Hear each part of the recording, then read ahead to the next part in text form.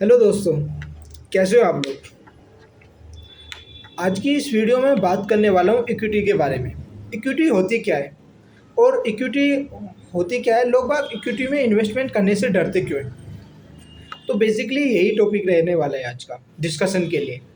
तो मान लीजिए मेरी एक कंपनी है, मैंने एक स्टार्ट कंपनी खड़ी करी।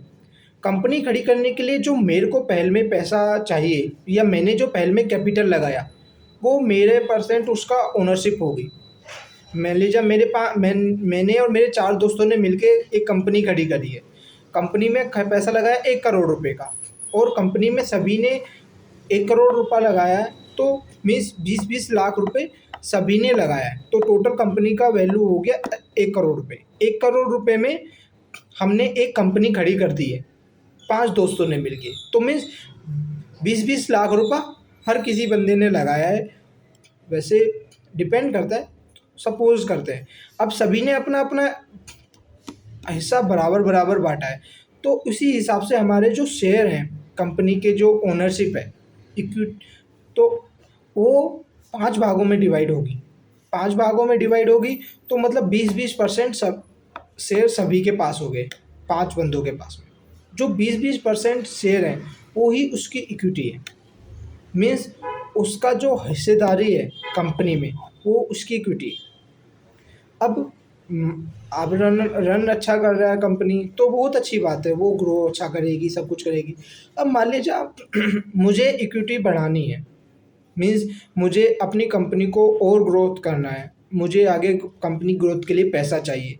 या ग्रोथ करने के लिए मैं क्या करूँगा, या तो मैं बैंक के पास जाऊँगा पैसा ले मांगने के लिए। बैंक के पास जाऊँगा तो बैंक मुझ पे अच्छा खासा चार्जेस लगाएगा, मुझे फिर वो डेब्ट के रूप में चुकाना पड़ेगा कंटिन्यूअसली, कितने जितने सालों तक का, और जितना कर्ज होगा उसके अकॉर्डिंगली।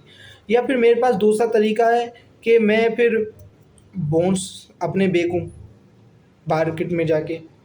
मार्केट में जाके अपने बॉन्ड्स बेचूँगा तो उसमें भी मुझे पैसा चुकाना पड़ेगा। बॉन्ड्स का फिक्स पीरियड होता है, फिक्स टाइम होता है, उस टाइम के बाद में मुझे पहले तो उनको भी इंटरेस्ट रेट जमा करना पड़ेगा। थोड़ा कम बैंक के कंपैरिजन में मेरा इंटरेस्ट रेट रहेगा, पर इंटरेस्ट तो मुझे तब भी देना पड़ेगा। या फिर तीसरा तरीका एक और है कि मैं अपनी कंपनी को आईपीओ ले आऊँ। आईपीओ लाने पे मैं क्या करूँ, तो अपनी ओनरशिप जो है वो डिस्ट्रीब्यूट कर दूँ पब्लिक में। अब पब्लिक में डिस्ट्रीब्यूट करने से क्या होगा कि मेरी कंपनी पे डेप्थ नहीं आएगा, मुझे पैसा फंड मेरा राइज हो जाएगा। फंड राइज होने से मेरी कंपनी पे मेरे को डेप्थ नहीं आया, डेप्थ नहीं आएगा तो मुझे आगे चलाने में, और जो जितना पैसा मैं उस कर्जे को चुकाने में ब्याज के रूप में देने वाला हूँ, वो मैं आगे फ्यूचर में और ग्रोथ पे लगा पाऊँगा। उससे मेरी कंपनी का और ज़्यादा ग्रोथ होगा। अब वो डिपेंड करता है ओनर की थिंकिंग प्रोसेस पे कि वो कौन सा वाला रास्ता उस टाइम पे चुनता है। वो जो रास्ता चुनेगा वो उस पे बढ़ेगा।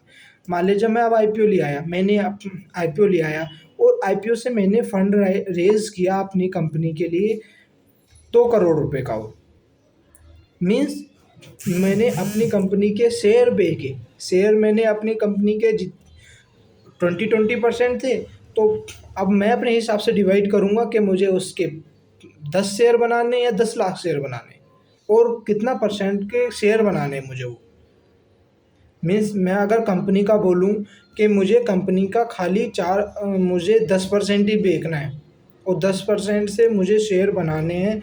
मैंने 10 लाख शेयर बना दिए 10% के लिए, तो एक शेयर का दाम उसके हिसाब से आ जाएगा मेरी कंपनी वो प्राइस के लिए। तो उससे मैं उस कंपनी में 10 लाख बंदे, जो अब वो नए बंदे आएंगे आईपीओ के थ्रू जो पैसा दे के आएंगे, तो वो उनके पास में उसका थोड़ा अमाउंट कंपनी का चला गया। मीन्स उसकी ओनरशिप जो है वो भी चलेगी। अब जिसके पास जितनी इक्विटी होगी, मीन्स जितने उसके पास शेयर होंगे, उसके पास कंपनी का उतने परसेंट हिस्सेदारी हो गई, और उसके पास कंपनी में इतने परसेंट की वोटिंग करने का राइट्स भी उसे मिल चुका है।